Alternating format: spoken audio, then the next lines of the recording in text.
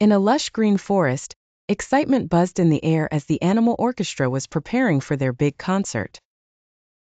Maestro Moose, with his shiny conductor's baton, gathered all the musicians for one final rehearsal. Each animal had a unique instrument, and there was harmony in everything they did. Maestro Moose tapped his baton on the music stand. "All right, everyone, let's begin with the warm-up. Remember our tempo: not too fast, not too slow. The tempo, dear readers, is the speed of the music. It's just like when you walk. You can walk quickly or slowly. In music, we call that the tempo." As the orchestra started playing, Olivia Owl on her violin played a beautiful melody. A melody is the main tune you remember, like when you hum your favorite song. Her delicate wings made the strings sing. Meanwhile, Benny Bear on the trumpet played the harmony. Harmony is like a magical blend of notes that go along with the melody, making the music sound even richer. Betty Bunny hopped around with her flute, adding bright and high notes called the pitch. Pitch is how high or low a note sounds. If you think of it like a slide, a high pitch is at the top and a low pitch is at the bottom. Pedro Penguin kept the beat on his drum. The beat is the steady pulse that you can tap your foot to, like a ticking clock guiding the music. Maestro Moose pointed his baton. "Louder, everyone." Volume is how loud or soft the music is. The orchestra played louder, filling the air with vibrant sounds. Performing in perfect unison, they had practiced dynamics, which means playing music softly or loudly and everything in between. Suddenly, Charachita on her piano played a crescendo, which is when the music gradually gets louder. She also played a decrescendo, which is when the music starts loud and becomes softer bit by bit. Once upon a time, in a faraway kingdom, lived a brave knight named Sir Cedric. Sir Cedric was known throughout the land for his kindness and bravery. He had a shiny silver armor, a sturdy shield, and a sword that gleamed like the morning sun. One day, he heard terrible news. A fearsome dragon named Draco had captured Princess Isabella and taken her to his lair atop Shadow Mountain. Without a moment's hesitation, Sir Cedric mounted his loyal horse, Thunder, and rode off to rescue the princess. On his journey, Sir Cedric met an old, wise wizard named Merlin. Merlin had a long white beard and wore a starry blue robe. Seeing Sir Cedric's courage, Merlin decided to help. He gave Sir Cedric a magical potion that would protect him from the dragon's fiery breath. He also gave him a set of enchanted arrows that could pierce even the strongest dragon scales. Together, they ventured towards Shadow Mountain. As they climbed the mountain, they encountered various obstacles. First, they had to cross a rickety old bridge, swaying dangerously over a deep chasm. Merlin used his magic to stabilize the bridge, and they crossed safely. Next, they came across a dark, enchanted forest filled with creatures that tried to lead them astray. Merlin created a glowing orb to light their way, and they managed to navigate through. Finally, they reached Draco's lair. The dragon was massive, with scales that shone like emeralds and eyes that burned like coals. Draco roared furiously as they approached, filling the air with his fiery breath. Just as Draco was about to unleash another flame, Sir Cedric drank Merlin's potion and charged forward bravely.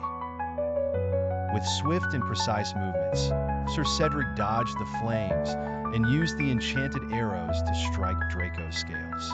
Each arrow found its mark, and Draco, weakened by the strikes, finally fell. Sir Cedric rushed to the back of the lair, where Princess Isabella was trapped in a cage of shimmering gold.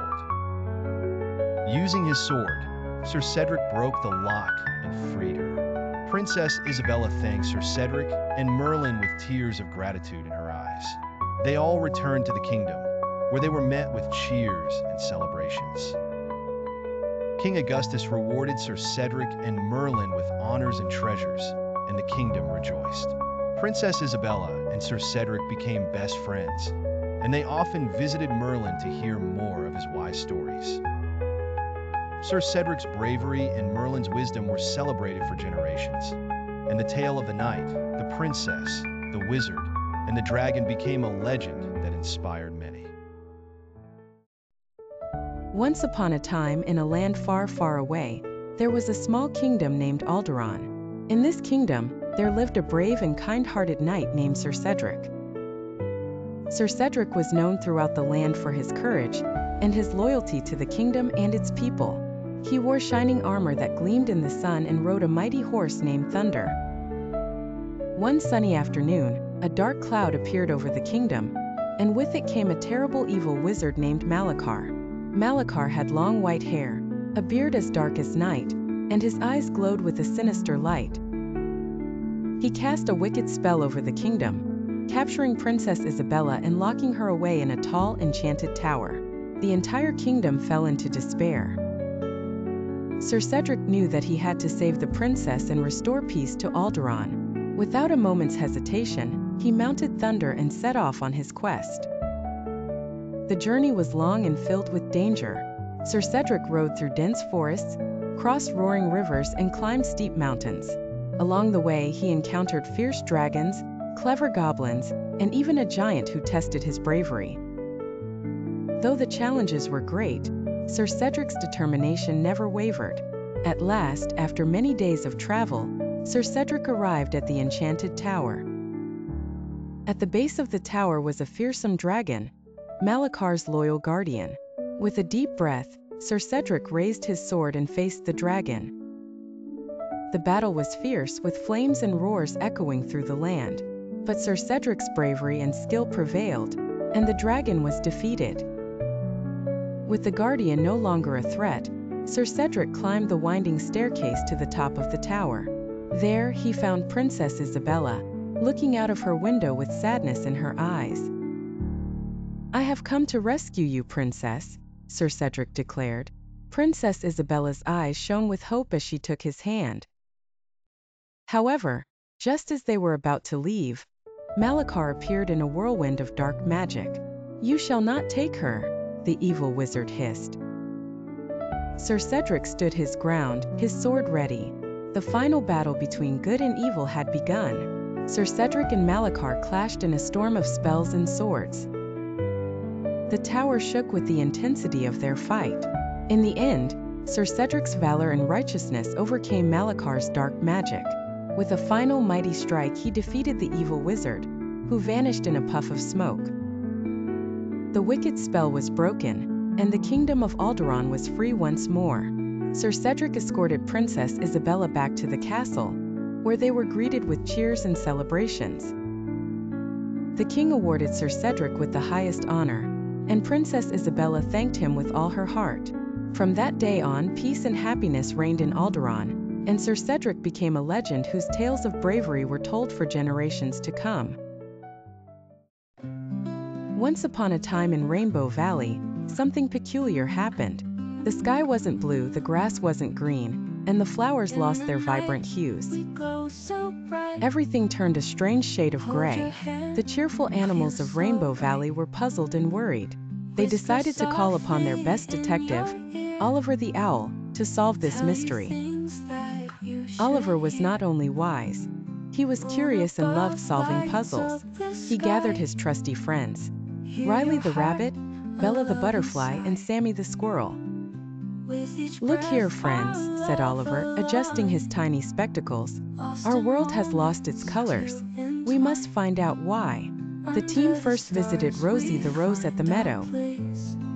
Rosie looked dull and sad without her bright red petals.